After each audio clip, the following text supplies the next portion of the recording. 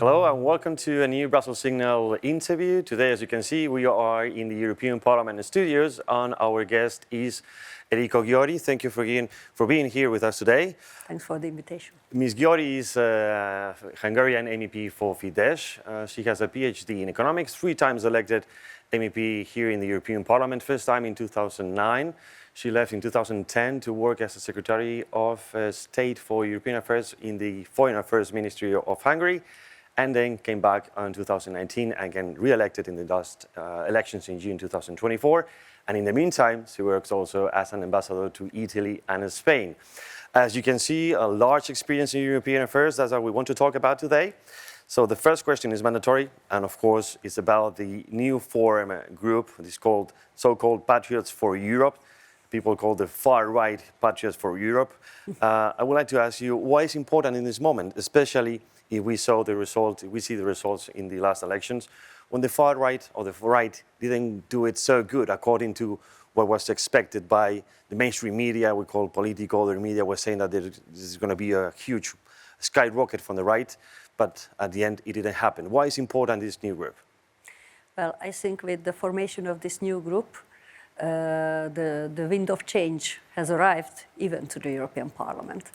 Voters' will was quite clear in my mind, and maybe my interpretation is a bit different of the mainstream media interpretation. But if we look at the votes and how many people voted in favor of parties promising change, you will see that, yes, those who want a real change, they want a Europe which is back to its roots, which is back to the original sense of Europe, which is based on member states, which is based on fundamental freedoms, which is based on a peace project. So I think these forces have become definitely stronger. Independently, that one of those, because in several countries EPP won, but in the campaign they promised a lot of change. And my impression is that they are now going back to the ancien regime, which means they are going back and making the same deals with the former partners, the left. So I would no longer call them right, because they have nothing to do with the real and true European right politics. So these parties got millions of votes, which made the big decision a few days ago, and yesterday had the constituent session of the Patriots for Europe group, which is a clearly pro-European party. So I'm very much against this labeling. In the name itself, we are good patriots. We are French, Hungarians, Austrians, Italians, and by this we are in favor of a strong Europe, which is based on strong member states. We are for freedom, we are for a competitive Europe, and we are for peace. And this is what unites us. And I think it really means that we want a break with the former policies, and we want a new line of policies European Parliament or all European institutions take. And we are against the dark room pacts, which definitely do not serve Europe's interest. According to what you say, and exactly making the reference to the press conference from this new group on Monday, some people already asked about a possible cordon sanitaire on this group.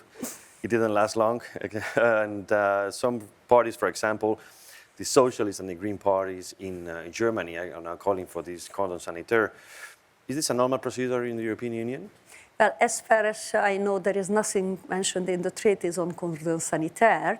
It's a political tactic used by the left, sometimes EPP being part of this left, which thinks that they can label all the political forces, and in ignoring voters' will, they know much better how to run democracy. Meanwhile, my strong conviction is that this institution should abide by the will of the people and express the voters' will. And the voters' will was that we have now the third largest political force in the European Parliament, which is composed of 12 nations parties for a big change in European politics.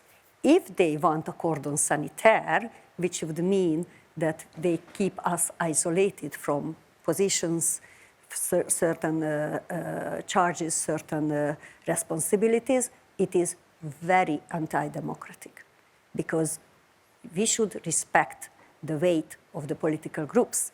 The own system, which should be the base of the distribution of seats, of functions, of all the responsibilities in the parliament, should be based on figures. And Cordon sanitaire is a kind of not just blackmailing, but a political tool which is completely illegal and undemocratic. So I very much hope that what happened 5 years ago or what happened in certain member states will not be a practice in this new parliament. Well, playing as the devil advocate here, let's say we can understand this Cordon sanitaire if you're a small group, whether it's on the right or on the left. But now Patriots for Europe is the third with 84 seats. That's why I'm saying it would go against the will of the people, which was clearly expressed by how many mandates this political group has at the moment, 84. It's the third largest group, as you have just mentioned. So Cordon sanitaire would mean ignore all those people, all those millions of voters who voted in favor of these parties. So that's why I'm calling it illegitimate, anti-democratic, and even I would even dare to say illegal, because there is nothing in the treaties that you can do that. Parliamentary traditions, habits are very far from this kind of mentality and this kind of ignorance of voters' will. But what are the tools you can have, or you can? What is the legal question about this? What can you do if you have this Cordon sanitaire? Political bargaining has just started, so groups are negotiating at the moment. So let's hope that common sense will prevail, and let's hope that discipline and you don't even have to be generous for it, just to respect the rules, respect your own traditions, respect the institution, which should be a kind of reflection of the democratic will of the people. And for that, if you have that, you cannot have any Cordon sanitaire. And Europe will be in trouble if these political forces, let's call them the ancien regime, from EPP to the communists, including socialists, left, Renew, if they want a Cordon sanitaire, it means that they neglect democracy. And I think that would be extremely serious. Let me quote you something from mainstream media about this Cordon sanitaire. They say high-level positions assigned to the far right are therefore expected to remain vacant. So they are already saying that next week in Strasbourg, I guess on the basis of what they can call us anti-democratic, anti-European. Can someone show me any proof that these groups can be neglected? No, I don't think they will be able to prove that. So Cordon sanitaire cannot be a way forward for this parliament. Well, this the same label is for, in this case, the Hungarian presidency. It just started, and it's already being quite, let's say, polemic. Yes, we had no illusions with that. Actually, I had the privilege to run the Hungarian presidency 13 years ago. Life was not easy, but life is much more complicated now. Actually, Hungary will do its utmost to bring forward a good project, make the European Union stronger, because we are 100% convinced that Europe is not strong enough. It should have the right to initiative on many issues, and it should be much more acting in voters, not voters, but in European citizens' interest, which I was missing in the last 5 years. If we speak about the economic situation, if we speak about peace, the EU is no longer a peace project. There is war in our imminent neighborhood, and I think Europe should do much more to create peace there and use its weight for creating peace. That's why the Prime Minister of Hungary went first to Kiev and then to Moscow, because for negotiating at least a ceasefire, you need both parties. And that's why then he followed to China. Again, that was step number 3 of this peace project, because you have to talk to the important players. And don't misinterpret these moves, because it doesn't mean that Viktor Orbán is acting with a certain EU mandate. No, he is trying to mediate and understand the position of the parties and forward it, channel it to the EU institutions. And to move forward this initiative, we need the strong players to be on board. That's why he went to China, and that's why he's at the NATO summit now, to talk to everyone and brief colleagues on what he experienced in these capitals and how we can get out of this stalemate situation. We have been stuck for 2 years, and every day several hundreds, if not thousands of people die. And we cannot afford that in our imminent neighborhood people die, including Hungarians who are recruited in the Ukrainian army, being Ukrainian loyal Ukrainian citizens, because we have tens of thousands of Hungarians living in Lower Carpathia. So we think that we cannot have anything more important than to contribute to the peacemaking efforts. And then when you ask me other priorities, competitiveness, Europe has lost a lot with the war, but not just with the war, but very often that I have been dealing with economic issues in the last 5 years by shooting into our own leg, by adopting legislations which are not serving the European economy's interest. We put so much administrative burden on companies' shoulders in the last 5 years. EPP is suffering maybe from amnesia, because now they are claiming that many things have to be changed, especially things they voted in favor in the last legislature. So at least we have no problem, because Fidesz at least said no to all the initiatives which were putting more administrative burden on company shoulders. And someone have to think how we can be more competitive with these high energy prices.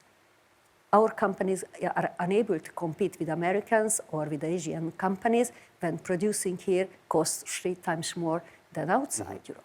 So we have a lot to do, and that's why we are very much in favor. And the present, just today, the first Competitiveness Council is being celebrated in Hungary, so that we could have a new competitiveness deal adopted in November, because I think that's an interest where we should all be able to agree that we have to generate growth in Europe, and what I all mentioned here are little puzzles so that this can happen, and the Hungarian presidency will do its utmost so that we can achieve this. Otherwise, we will not be able to maintain the high standard of living Europeans got used to in the last years. Do you think you have time to achieve all that, especially knowing that everyone is against, in this case, Hungary? I mean, almost everyone, you know what I mean. But it's not easy.